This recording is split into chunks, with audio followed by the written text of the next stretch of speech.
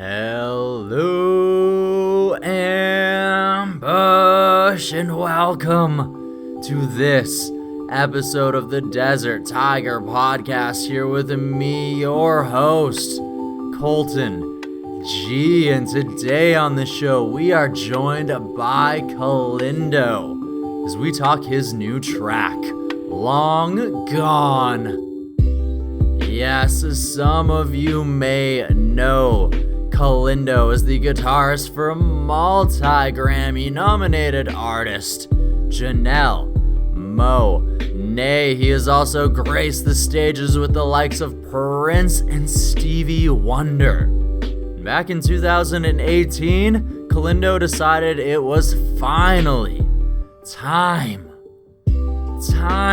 to make and craft and release some music of his own, and that's what we're gonna be diving into today. What inspired this decision? What has the road been like so far in this new adventure? Playing shows as Kellindo and up into this new upcoming album, this rock symphony that he has currently crafted that is known as Shattered Rhapsody. We're going to be diving into how this rock opera has come together and some of the tracks from it that have already graced our ears, the world. Of course, I'm speaking about tracks like Games and the aforementioned Long Gone, and we're going to be diving into both of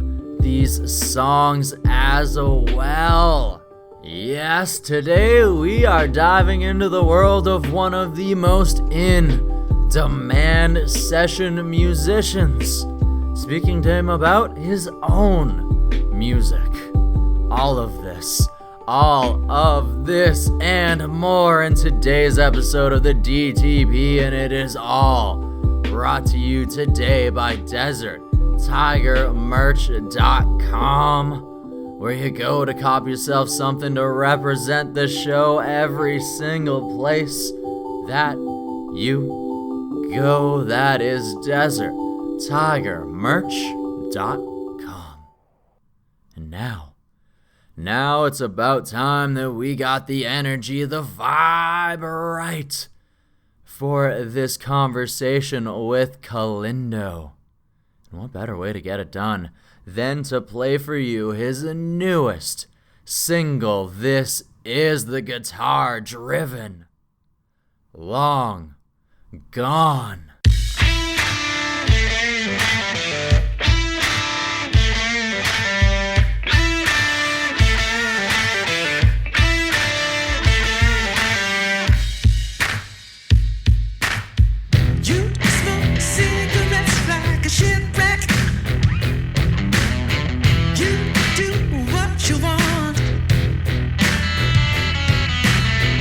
Ain't nothing gonna bring you down.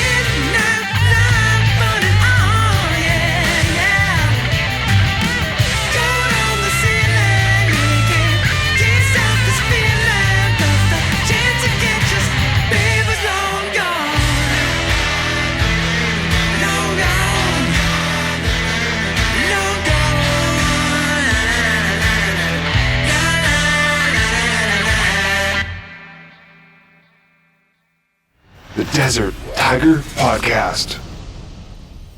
Good evening. This is Colton Geschwantner with the Desert Tiger Podcast. Am I speaking with Kellindo?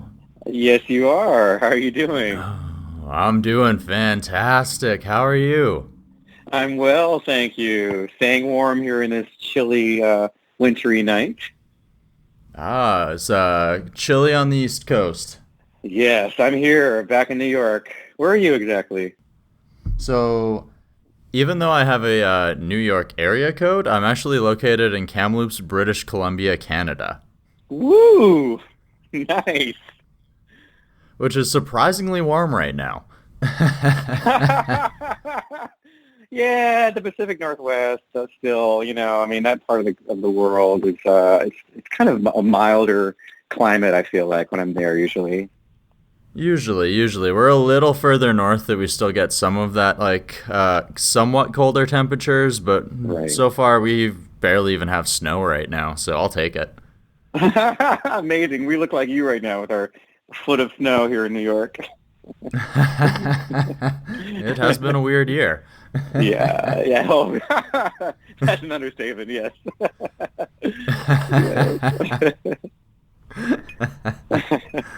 Awesome. Yeah. So we're here to talk a little bit about your solo adventure here. Yes. Awesome. Do you have any questions of me before we start on this interview here, or are you good to go? Yeah, I guess I'm good to go. I mean, can I ask you questions while we're interviewing? Oh, absolutely. Of course. All right. Okay. Well, yeah, I'm ready to go. Awesome. Well, let's start where it all begins. I mean, you're well known as one of the most in-demand session musicians there is. So where exactly does the inspiration, the fire to begin this solo adventure begin? It actually comes from my wanting to be a solo artist from the very beginning, or at least be in my own band from the very beginning when I was a teenager. And I really, thought that out as my goal. But you know how it is in life. You have a goal and you run into something that kind of goes in a different direction, whether it's, by chance or God or whatever, or it's all the above.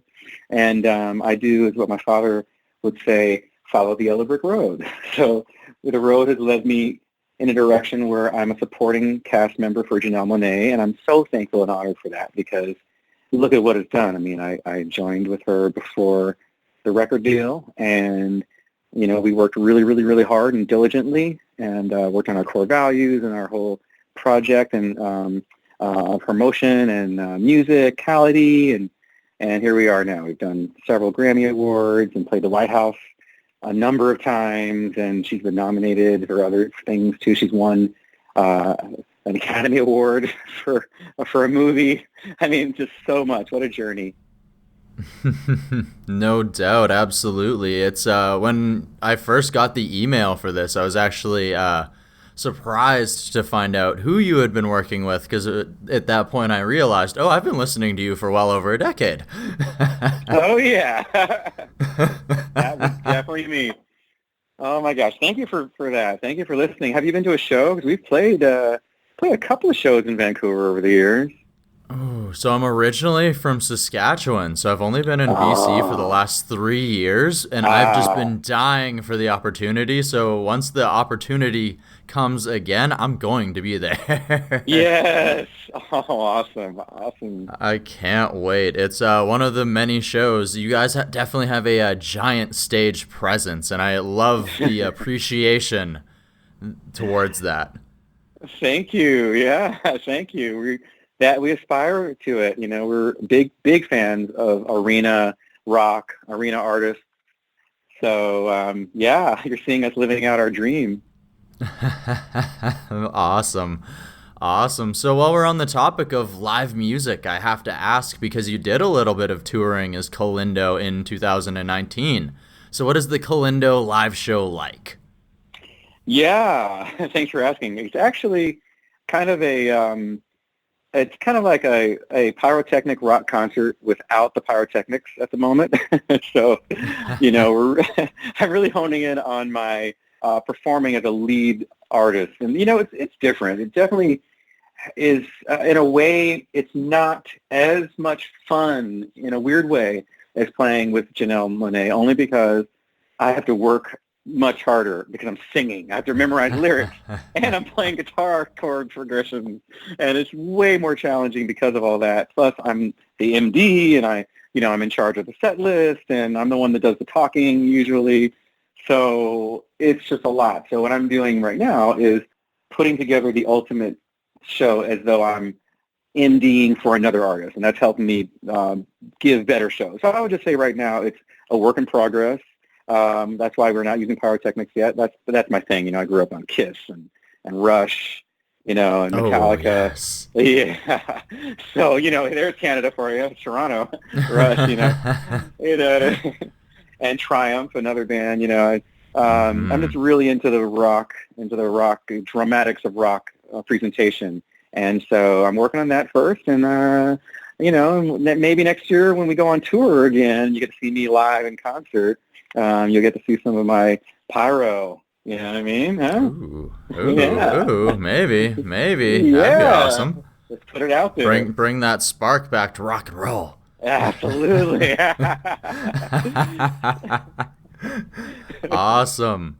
So one thing I definitely am interested to know is, after dreaming of this moment since you were a teenager, what was it like to finally release that first single in 2018 when Flowers Could Dance? It felt great. It felt like I just unleashed the beast, so to speak. And I was really happy, even though as a Virgo, I'm very critical and analytical. And I was like, I could have done it this way or that way, but it was just time to just get it out there, and just see what happens. And I'm really proud of it, without a record company and without promotion, real legit promotion. It got somewhere around 150,000 plays, in the first year, which is on Spotify alone, and that's pretty good, with zero help. You know what I mean? So I'm kind of proud. Pretty impressive, considering for a first you. single, and you're pretty much on the road working with other people. How much time do you have to push these singles at the time too, right? Right, exactly. Yeah, that brings the next question. What has it been like balancing the session work, the touring, and everything else with building Kellindo here? Because it took almost a year, 10 months in between your first two singles there. 2020 has been a little bit more active, but of course, you haven't been able to be on the road. Right. Yeah, I would say up until now it has been challenging, but to do my solo music, because when I put my heart into something, I put it all in. So when I'm on tour with Janelle Monae, and even when we have that time leading up to a show, there's a couple of hours of downtime, I am 100% focused on the show, not on anything else, not on my music or anything. I'm focusing on getting ready for the show, what I'm going to do, what I'm going to play, how I'm going to play it. I'm just really getting in the zone. So I don't, and I know other people can focus on their music before they go on stage with other artists like Janelle Monae. I just can't do that. I've got to be in the moment. I've got to really be present for that show. So I'm not mad at not being able to focus on my music when I'm on tour. I just do it when I'm off the road and focus on promoting, but I will say 2020 has been a challenge in that no one wants to hear music. I mean, it felt like nobody really cares about, when I released Summertime, which is happy. Oh, yay, it's a summer. Nobody cared. They were like, this year sucks. It's been a rough one. So if I had it over again, I would have released Summertime last year. That's fair, because Summertime is a jam. It definitely has a hit vibe to it with the chorus, where it's just, and it's also got that lo-fi vibe to it too, which is really, really in style. So it's all of these elements should click, but like you said, it's one of those years where it's just nobody's out at the beaches, nobody was out at friggin' going out to house parties and all of these other things. Right. What a backfire. That was bad timing. And I released Games earlier in the year, very haunting ballady kind of dramatic song, and it came out right on the day that George Floyd was killed, and of course the rioting started the next day, and I predicted that would happen. I just felt the energy was going to go in that direction, just because it was just too many times of that kind of thing happening with the police. And I'm like, okay, Absolutely. this is maybe I shouldn't have released anything this year. So that's a lesson learned. You know what I mean? I mean, if you're going to release something this year, it needs to be about what's going on in the world, or I don't know. I mean, take a break, sit down. So I'm currently finishing my rock opera, which will be finished by next year and hopefully released by the end of the year. And I'm excited about that. But I can't really say too much about it because we are going to shop it to the labels and see what happens. So I'm pretty excited about it, though. Okay. So if we can't talk too much about it, let's dive into the singles that have come out of it, because you mentioned Games there, The Haunting Vibe. It actually kind of reminds me of like a James Bond sort of soundtrack in a way.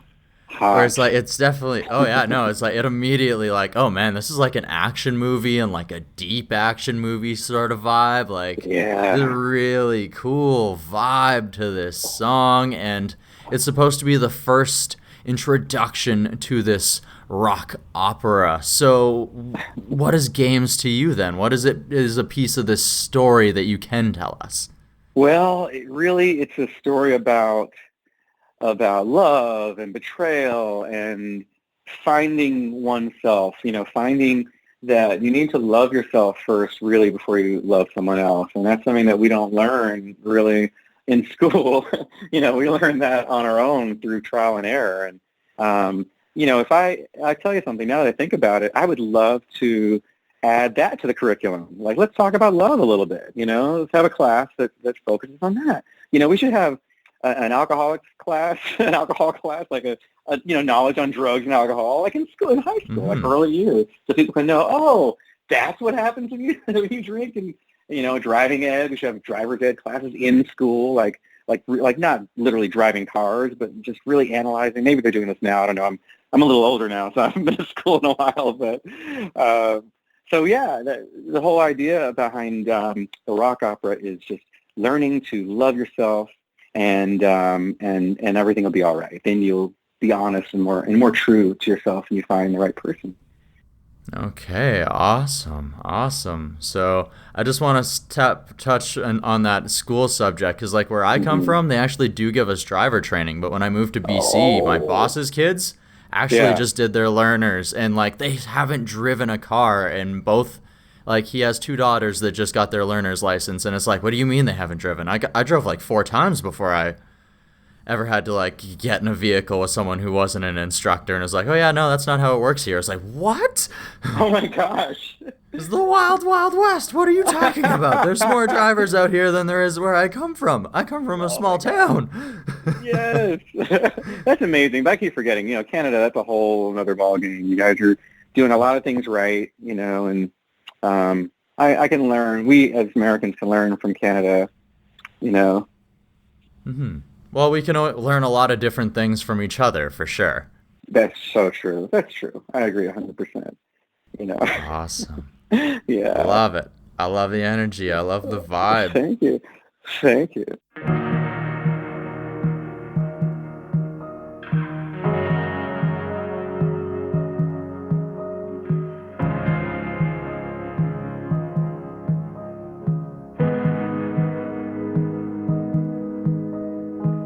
I'll get stuck in your heart like a wildfire.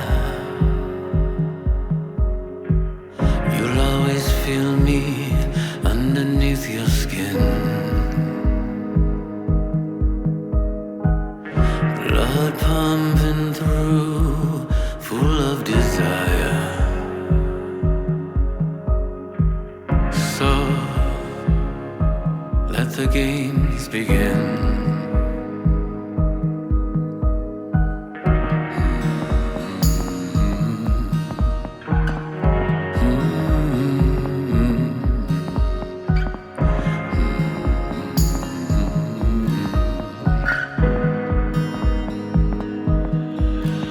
No, there's nothing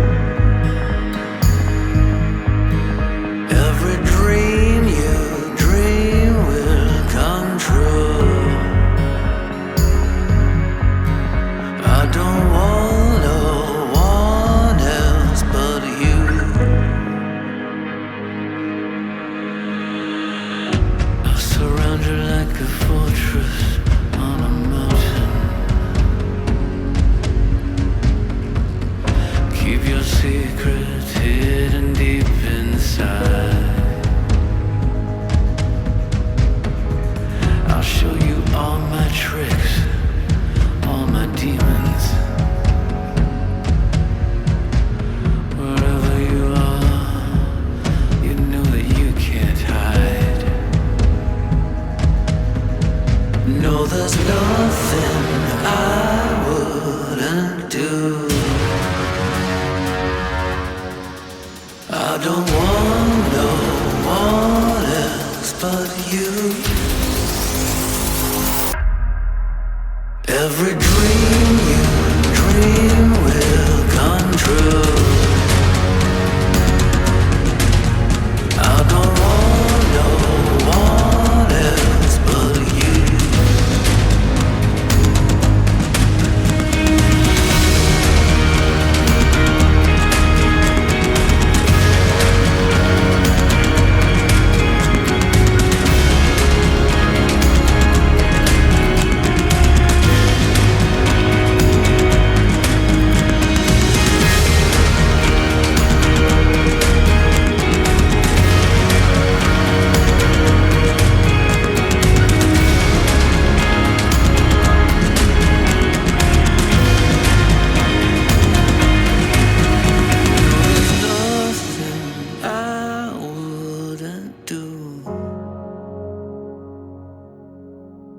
I don't want no one else but you.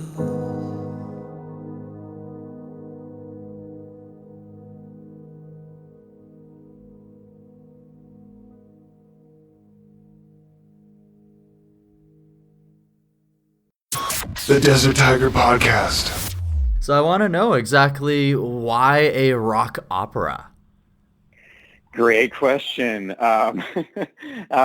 Yeah, because rock is not the forefront like it used to be back in the day. And I just kind of feel like, for one, people, I feel like my music definitely pays homage to the classics of the past. And so what I thought would be kind of a cool way to get it across to the people is if I'll put it together in a story form, because it really is basically a story. It's a story, and but you also hear the history of rock. You hear some 60s, 70s, 80s, 90s, and intertwined with today. So you can definitely tell it was made in 2021, 2020 kind of thing. But you can hear the homage to back in the day, and people who are super young who don't remember back in the day will probably be like, wow, this is cool, What is this new vibe? Yeah, what's this new vibe? And I'm a fan. As someone who started out, my first professional job ever was singing opera in the children's chorus at Lincoln Center at the Metropolitan Opera House. And so I grew up on that. Plus, I love Tommy by The Who and Jesus Christ Superstar, and all the rock operas that have come out over the years, and Arcandroid, which I did with Janelle Monae, of course, and I just love the theatrics of the opera, and so why not, huh? Absolutely, why not? It's all storytelling devices, right? Why not tell a story with the album? Exactly. Awesome. So let's dive a little bit into the latest single that you released here in October, Long Gone. Yes, Long Gone. Yeah, that song is a rock riff song. It's one of those things. It's not much to the storyline of the song. It's pretty simple, like not much to think about. It's just basically I was jamming on my guitar, had a cool riff, and wanted to make a song out of it, and went to Nashville, got up with Brandon James, and we put together lyrics and melody, and he produced it, and boom, I got with Lee Christian for his label, and they mastered it, and here we are, and I love the groove, I love the tune overall. I think it's really great. It's kind of light, so it's not like deep, because this rock opera is very deep and heavy, let me tell you. But I'm glad we got it out, and it's been pretty decently, considering this year. Can't complain. Absolutely. Off to a strong start so far. Yeah. Hopefully it continues to grow. Yes, thanks to you, it'll help. I mean, I love that you're promoting it, and I thank you again for the interview, by the way. This is awesome. You're cool. No worries. I appreciate it for sure. I mean, you're pretty damn cool yourself. Oh, thank you. So, I'm really a geek behind the closed doors, let me tell you. I'm no secrets here. I'm the same way. So that's probably why the vibe works. Yes. You know something funny? I should say this. I pace when I talk on the phone. So I'm walking through my living room, like back and forth, and I just passed this beautiful Rush poster that I have from the Clockwork Angels tour, and it's got Neil and Alex and Geddy, and Alex was playing his Gibson ES 355, and being a huge Alex Lifeson fan, of course, I had to get the ES 355. So I actually have one of the 300 ES 355s made, and I cherish it. It's one of my favorite all-time guitars. It's incredible, and I definitely got a lot from him. Like the way he plays, it was a very unique kind of sporadic, emotional, scientific. It's a weird combination of stuff that he does. And I was reading an interview of his once, and they said something like, "What are you doing with your amplifiers? What do you do when you're not on tour?" And then he said, "Well, being a Virgo, I like to organize my gear." And I said, "Wait a minute, I'm a Virgo too. Wait a minute." So I looked up his birthday. It's the same birthday as mine. Ooh, holy. Dude, August 27th. Dude, that's like, crazy. Really? Real, right? Like, what? To be a Rush fan since I was a kid, since I was 10 years old, I was a Rush fan. And to find this out, I don't know, 2 years ago that we're over the same birthday, that's, not too likely to happen. Not at all. And then to be one of the 300 people who owns one of those very amazing guitars. Ooh. Oh. Mm-mm-mm. Work of art. Looks so good. It looks so good. Yeah. It really does. Oh, it sounds my goodness. great too. Dude, you can crank it up with whatever amp you want, a Vox, a Marshall Plexi. Oh my goodness. Mm-hmm. Sounds so good. A Fender, Mm-mm-mm. Right. We're like, Just a little bit of gear talk. Just a little bit of gear talk for those that don't know. You know. Yeah. Yes. All right. So for the music video for Long Gone, how did that come together?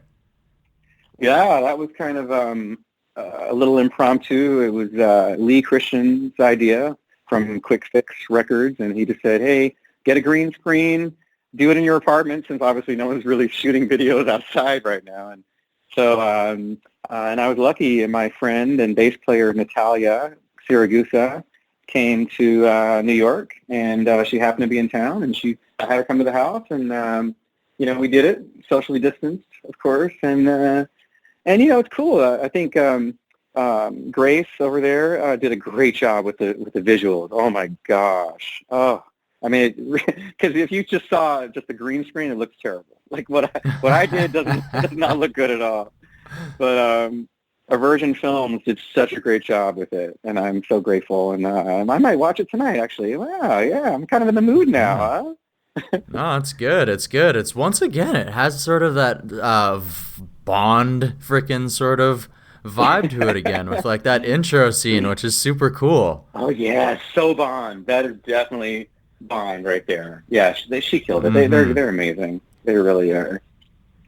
They did a great job. Long Gone. Yeah, I'm a huge baseball fan, and long gone is what they say when the baseball is hit. When it's a home run, it's hit over the wall. That ball is long gone. That's where I got the idea of calling it long gone.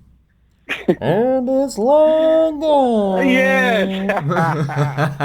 Yes.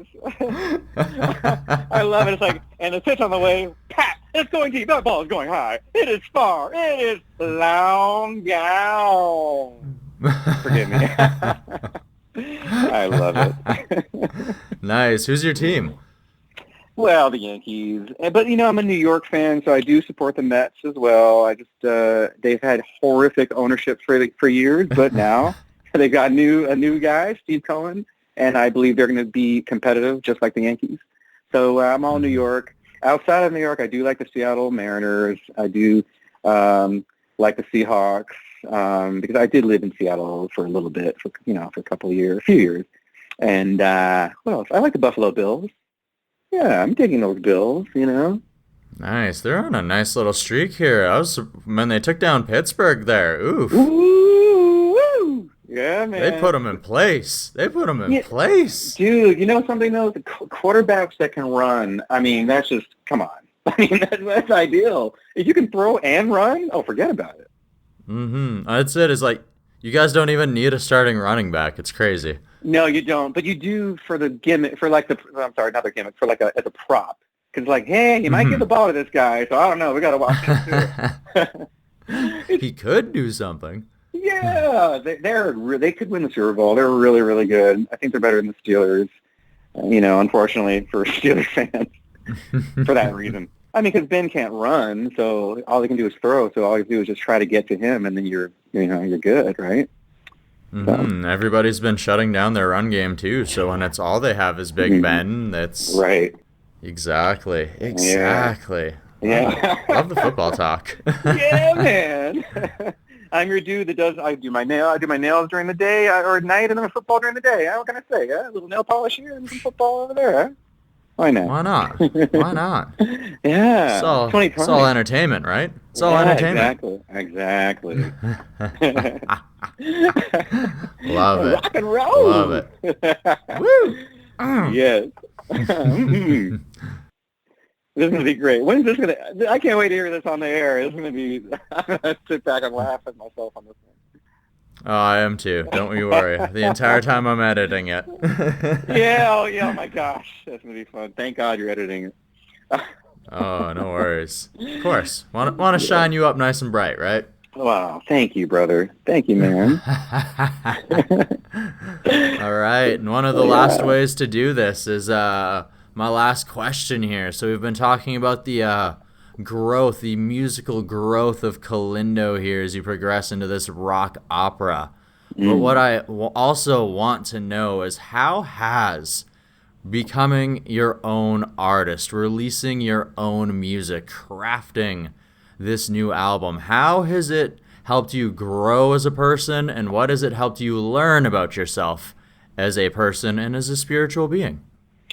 Oh my goodness, that was an incredible question. Quick answer to that. I'll start with the growth. You know, when I was first releasing songs, I was just doing it to release songs, you know, because I thought they were good songs.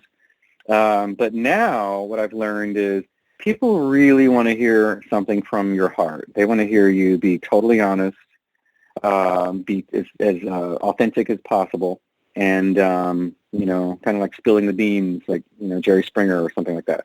So that's what I've learned. So this rock opera is literally that kind of thing. It's like totally spilling beans, spilling the milk, spilling, you know, just making a mess of things, because that's what life is. Life, we make messes, we make mistakes, and then if we're smart, we learn from those mistakes, and that's really what this rock opera is doing. And I've learned that over these years, just to, like, you know what?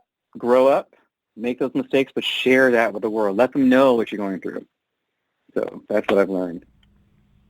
Mm-hmm. It shows vulnerability, honesty, and it allows people to know that you're also human, just like they are. That's right. That's right. And then that opens the door to more creative musical ideas as well. When you're going in depth lyrically, you're going to go more in depth musically too. Very, very true. Very, very true. I love the answer. Thank you. I love the question. No that was worries. A hot question. Hey, I like to you know, change it up from the usual interview spectrum. Yeah, I love it. I really do. I love that. Yeah, man. We got to do this again. Yes, we definitely do. When this album drops, we're gonna make this happen.